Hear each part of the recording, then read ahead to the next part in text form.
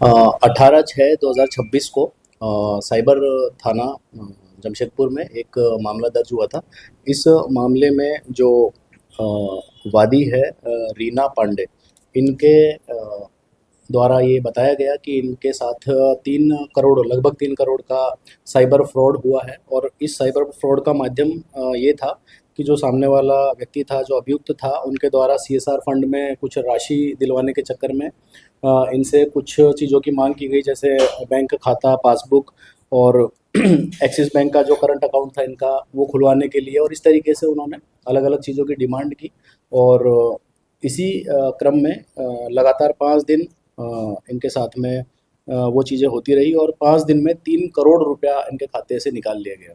और जैसे ही ये बात संज्ञान में आई, तो 18/6 को जैसे इनको पता चला ये, तो 18/6 को मामला दर्ज कराया और इस मामले में एक व्यक्ति को फिर गिरफ्तार किया गया। जब तहकीकात की गई और मामले में व्यक्ति को गिरफ्तार करते हुए अमन कुमार सिंह है एक, इसका पता है देवरिया जिला उत्तर प्रदेश। तो वहाँ से इस व्यक्ति को पकड़ा गया। इनके पास से एक वीवो कंपनी का मोबाइल फ़ोन भी बरामद हुआ है। तो का पूरा बैंक का ये जितना है 5 ही दिन का ये पूरा सा है। ये ये अनुसंधान बहुत लंबा। ये देखिए, जैसा कि 5 करोड़ का फ्रॉड है, तो बड़ा फ्रॉड है 3 करोड़ का, सॉरी। तो तीन इतना ज़्यादा उसका बैंक का ट्रांजैक्शंस और ये इतना बड़ा कागज़ बन गया। तो इसको अनुसंधान करने में कितना समय लग जाता है, मतलब इस प्रकार का जो आईटी एक्ट का केस होता है, तो उसमें बड़ा वो पेचीदा होता है। और आजकल ये लोगों के द्वारा अलग-अलग मॉडल्स भी अपनाया जाता है कि जिसमें ये बहुत ज़्यादा लेयरिंग करते हैं। और मतलब उसी के समाधान के लिए बहुत सारा अपना 1930 और सीआईआर पोर्टल वगैरह सारी चीज़ें हैं। लेकिन इनके द्वारा भी बहुत ज़्यादा प्रयास किया जाता है, कई बार डिफ़िकल्ट भी होता है, लेकिन इस बार साइबर थाना ने और जमशेदपुर पुलिस ने बढ़िया कार्य करते हुए इस व्यक्ति को सिर्फ पकड़ा एक ही है। आदमी से 3 करोड़ का ठगी किया था। हाँ, इसमें जो ये वादिनी है, इन्हीं के करंट अकाउंट, सेविंग अकाउंट, इन सब से मिला के 3 करोड़ का। क्या पहले कितने खातों में पैसा गया कुछ अनुसंधान चल रहा है बहुत हाँ, सारे। देखिए, ये इसमें इतना ज़्यादा है कि ये जो आपने तथ्य पूछा, इसको भी पता करने में अभी समय लग जाएगा थोड़ा-सा। मतलब अलग-अलग खाते में भेज दिया। हाँ, ये 3 करोड़ आगे उसकी लेयरिंग कर दी जाती है, जैसा कि हम बता रहे हैं।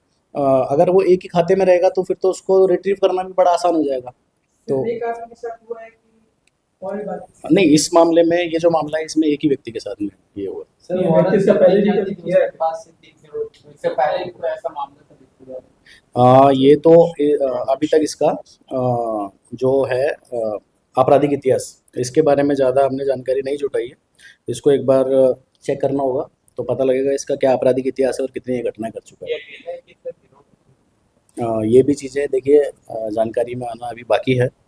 इसके अभी तक कोई इसके अलावा 8 गिरोह है सर। 8 लोग, हाँ, 8 लोग हैं इसके जो हैं अभी 8 का डर होता है। इसके द्वारा।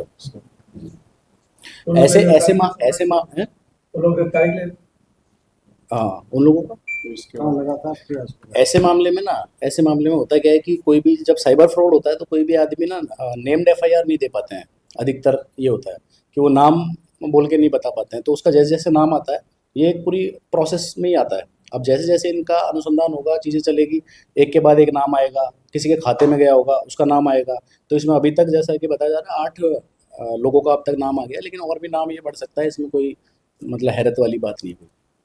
सर नंबर पासबुक कितना बन रहा है बता दीजिए। क्या चीज़? कितने पासबुक इसके साथ जब नंबर और कितने पासबुक?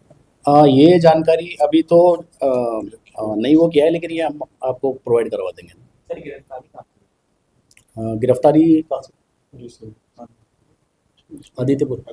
आदित्यपुर से गिरफ्तारी हुई है इसकी। तो वही रहता था कि इसका देखो स्थायी पता तो है देवरिया। का है, लेकिन यहाँ यूपी। पे रह के और अकाउंट वगैरह ये अरेंज करवाने का काम था इनका पूरा टीम। आदित्यपुर आदित्यपुर में एक और भी अभी मामला आया था थोड़े दिन पहले, यहीं पे पीएससी हुआ था। उसमें भी क्या है कि साइबर से ही संबंधित मामला था। उसमें भी वो व्यक्ति आदित्यपुर में रह के और फ्रॉड करता था, और उसका कनेक्शन ग्रामीण जमशेदपुर से भी था।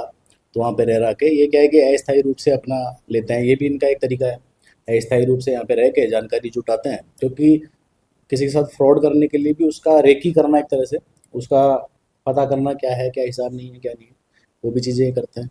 तो ये भी एक तरीका है। ये डिटेल्स जो है सबका इस अकाउंट का डिटेल्स है जिसमें पैसे ट्रांसफर मतलब इसमें जो जितना भी लेयरिंग और जो चीज़ें हैं कि कितना उसका कितना ट्रांजैक्शन हुआ है किस किस चीज़ में कितना, तो का जो अकाउंट है एक ही अकाउंट से कितने अकाउंट में पैसे इसमें अकाउंट एक ही है, देखिए एक एक ही ही अकाउंट से ये ट्रांजैक्शन हुआ है अन्य अकाउंट में उसका इस समय ये पासबुक उनका है।